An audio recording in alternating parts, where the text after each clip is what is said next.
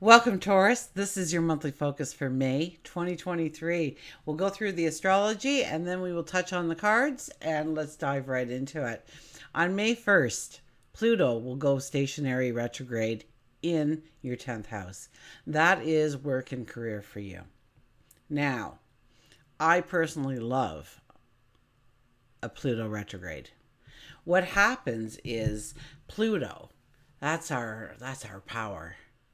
That is our empowerment. That is our inner warrior. And Pluto will push us to the extreme at any cost to get us to where Pluto wants to go, drive us to go.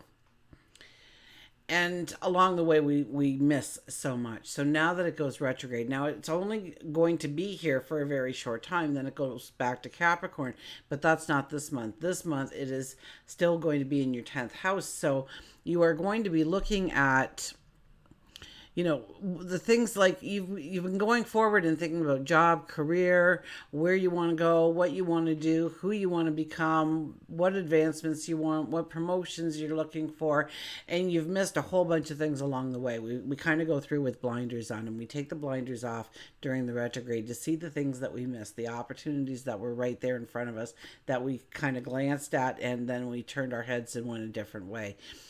And it gives us time to absorb some of the things that have happened over the last little while. Maybe we did step into a new job. Maybe we did step into a new promotion. And seeing if it's the right fit for us, seeing if we want to do something different. We could see things that we've never seen before, especially when it comes to job, career, and how you go forward in those areas of your life.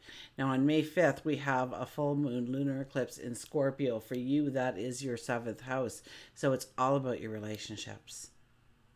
It's all about understanding where you are at in the relationship. And it's kind of like we've closed a chapter and we have a new beginning, a new start, an elevated path.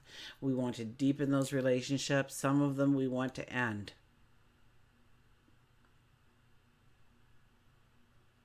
And it will be at 14 degrees. So I think you're going to be a little bit more picky than usual about who's around you and why they're around you. Maybe you'll do some house cleaning in your relationships. Maybe you'll have some conversations that might be rocky, but it brings things out into the open so that in a healthy relationship will be able to withstand it and grow and deepen from those conversations. On May the 7th, we have Venus, and Venus will move into Cancer, which is your 3rd house. So Venus is all about love and our money. So when Venus goes into Cancer, it could be home and family, yes, but it's your voice. You're melodic. You can talk to people. You can bring them in on different things that you want to try and do and learn. So it's a very strong time to bring in, maybe it's about growing a skill or honing an ability. Maybe it's, and through reading, through learning, through somebody teaching, or maybe you're teaching. But your voice, there's a strength to it. Your communications are strong when Venus is in Cancer for you. And you could be talking about home and family, absolutely. But I think more so it's about all parts of your life and talking about them. May 15th, Mercury will go stationary direct. Thank goodness, right? Where you have been thinking about changing your life, where you have been thinking about releasing things, letting go of things, death and rebirth to certain things in your life. And we didn't want to act on the new approaches that much. When Mercury goes stationary direct, we can finally start acting on our thoughts, on how we want to mold our futures. On May 16th, Jupiter leaves Aries and goes into your sign. Jupiter in your sign, the expansion of you. This is a time to reinvent yourself. This is a time to step into the new beginnings, the new starts that you want in your life. This is about the expansion of your thoughts. So where are your thoughts? Is it about that growing promotion, that business deal, that job, that career? Is it about that relationship? Wherever your mind goes, that is where you will see the expansion arise. It also brings in great luck into your life. So expect that going forward. On May 19th, we'll have a new moon in your sign at 28 degrees, and 28 is the 10 energy. It's all about luck. It's all about new, beautiful energy coming your way. And it's a time to, yes, once again, it's reinventing yourself. I mean, you got Jupiter in there, and then now we have the new moon in Taurus. I know the sun is leaving on the 21st and going into Gemini, but that doesn't matter because that's just going into a financial house for you, right? So I'm getting ahead of myself, though. We don't want to forget that on May 20th, Mars moves into Leo, which is more about home and family. And we really want to, we'll get overprotective of our loved ones. We'll get overprotective about our home, our environments, and the safety and security that comes out of those environments. And we could be even looking at remodeling or moving homes. Absolutely. May 21st, of course, the sun will move into Gemini and out of your sign, but it moves into your money house. It's about stability. It's about security. It's about your material wealth. It's about your financial well-being as well and growing those things. So the sun is really shining on a lot of your finances. But I think those finances are also closely tied to work experiences, career, and you'll be able to lay out the framework during this month. You'll be able to maybe take steps in that direction this month. And so really think about what you want.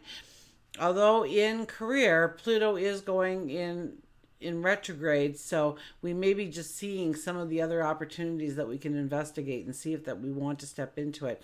Know that in 2024 Pluto will come back, okay? And then you can really dig in your heels and go to work on career, on what you truly want to do, and your passion for those things. Let's go to the cards.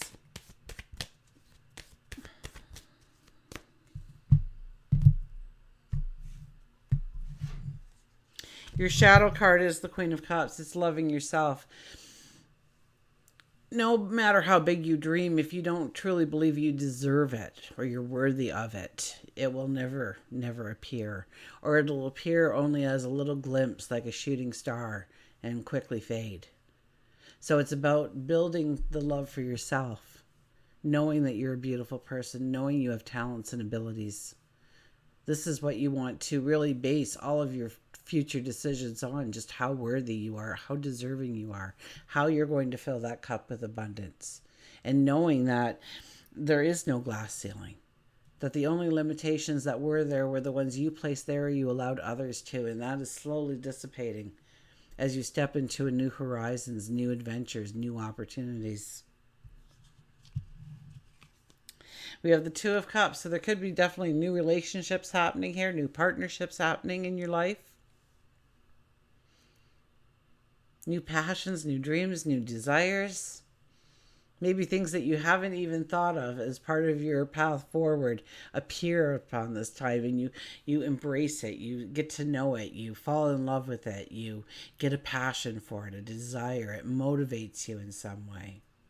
It could be an actual person. I mean, this card is the first card out, so if you're looking to meet somebody, you may meet them. Now, you may meet them because you are looking for a love interest. It could be a very platonic relationship where you're trying to get a business off the ground, but you need somebody else's talent or expertise in order to really make it happen and come alive for you. We have the Ten of Pentacles. My goodness, the Ten of Pentacles got goosebumps on this one for you because this is the yes card. This is what you want, what you're thinking of, what you feel you deserve. It's a yes. You can have it. It's a resounding yes from the universe, actually, when this card shows up so early in a reading. Okay, but you have to have focus, you have to have attention. You need to reach out and accept help when it's available, when it shows up. You also need to include the spiritual realm in all of this. So meditate, pray, imagine you're happily ever after. Imagine your best life ever. Imagine the potential that you can bubble up and utilize to go forward. Imagine the successes you have. Imagine the great life that you are anticipating, welcoming in, the new you. Okay? It's all doable. It all can be yours. And then we have the Nine of Cups. Make a wish. Make 9 of them. Okay? It is still your birthday for the first couple of months. So our first couple of weeks. So wouldn't it be great if your birthday was a couple of months long? I think it should be. Anyways, the Nine of Cups is about making a wish. So blow out those candles. Make sure that you blow out a candle. It's very symbolic to blow out that candle.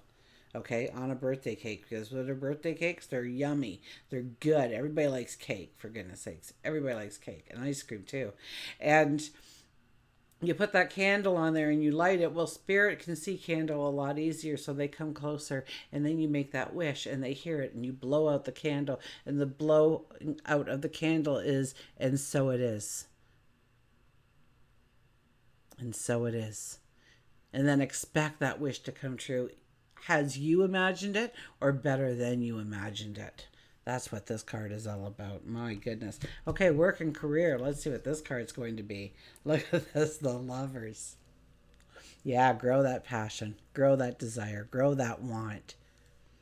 You know, this is where you actually fall right into exactly the career perhaps that you were meant for, that you were designed for, that you were built for. You know, it's your likes, it's your loves, it's your passions, and it's like you're almost going to feel guilty for taking the money because you're enjoying the adventure so much. And that can be, okay? This is embracing that job, that career, that new business opportunity, and taking it. Maybe this is the first steps, maybe taking it to a new level, wherever you happen to be on your path. So I don't think that this really has anything to do with relationships, although, you know, there could be an office relationship in there. Chances are, though, for 99.9% of you, it's about growing that passion, that dream, that desire for the beautiful career that you can anticipate for yourself, that you are trying to welcome into your existence, that you're trying to make real and tangible.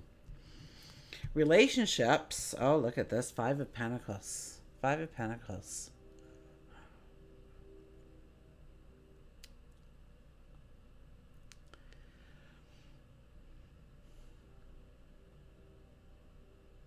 This could be the fears of a relationship. I mean, we do have the full moon lunar eclipse in Scorpio, which is your relationship center. And so, in some cases, you might be sitting there in your relationship and saying, I've had enough. I'm not doing this anymore. I've given myself, I've tried, I've supported you, I love you, and I just don't feel it coming back in the way that I need to feel it coming back. Now, this card is usually, you know, almost giving up hope in certain relationships, not feeling the love, the support that you need to feel within these relationships. And for those relationships, you will walk away from, you will throw in the towel.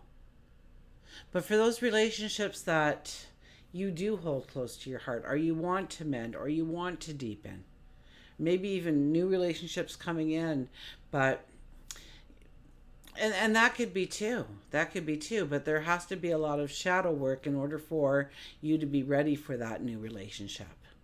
And when I say shadow work, what I mean is the parts of you that you don't want anybody to know about you, you know, your secret self.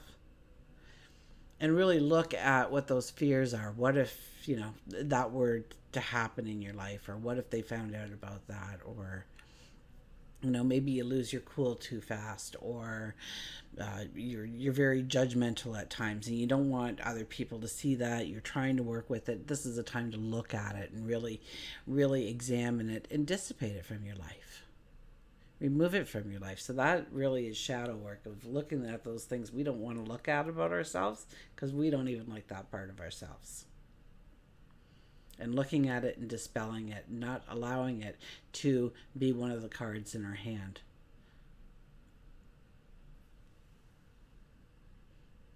It's about standing up straight and strong for who you are, believing that you are more than worthy and deserving of true love, the best love possible, and not settling for less than. And then, here we are, we're sitting on the door, the threshold actually, of the door of abundance. And I think if we do some of the shadow work throughout the month, we will be, our relationships will be stronger and more beautiful. The right people will be attracted to our vibration. So, new friends, new associations with people. It's kind of like you're cleaning house in a lot of ways when it comes to your relationships this month. You're analyzing them, you're seeing them, and some of them you don't want to try anymore. And we come to that point in life. Others we're going to look at, and we want to build that relationship. We want to strengthen that relationship, or we want to invite in a new relationship. And all these things are possible. For our spirituality, Four of Cups, it's about gratitude. Nothing's going to come to you until you are grateful for what is already surrounding you, what you already have to work with, the beauty in your life, the people that surround you, the roof over your head, the pillow on your bed. Oh, I made a rhyme.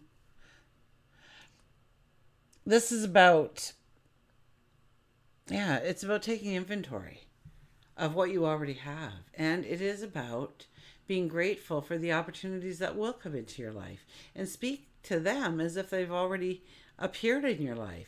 Thank you for this beautiful relationship. It couldn't be more magical if I tried. Thank you. Thank you for this beautiful job opportunity. Thank you for this promotion. Thank you for the money in the bank. Thank you for the toys that I have, my material assets. Thank you for. And watch how things start flooding in. Okay, do it for 2 or 3 weeks. Try it out. Tell me what you do, because that is really the invisible strength that will draw all these things to you, is actually being grateful for the things that you already have to work with in your life. Now, for your health and well-being, it's the King of Wands. Don't worry too much about your health and well-being. Just get up and get moving, get motivated. Okay, you know how sometimes you don't feel good, but you had to go to work, and once you're there a couple of hours and you get moving and everything, it's kind of like you're feeling better and you're kind of glad you didn't book. And that's what this energy is like. This energy is saying, just, push forward. Just motivate yourself. Just tell yourself you got to get out of bed. You got to have the shower. You got to put your clothes on. You got to have that cup of coffee. Have a little bit of breakfast and get on your way, because there's a whole world out there to explore. And get excited about when you open up that door each morning, what you are going into. Get excited about the meetings that you will have, the people you'll meet, the experiences, the opportunities that will show up, the kindness and beauty that comes your way.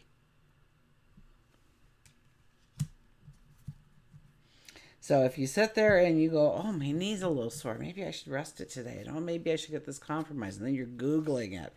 And, maybe I'll phone that 1-800 number that has a doctor on call and ask them what they think. And then they're telling you, maybe you should just go in and get a fast x-ray. And so you do. And then it's like you're standing there for 8 hours waiting for your x-ray to happen. And then you got 3 or 4 days of worry, and wow, I don't think I should do anything till I get those x-ray results back. You never know. They looked a little worried.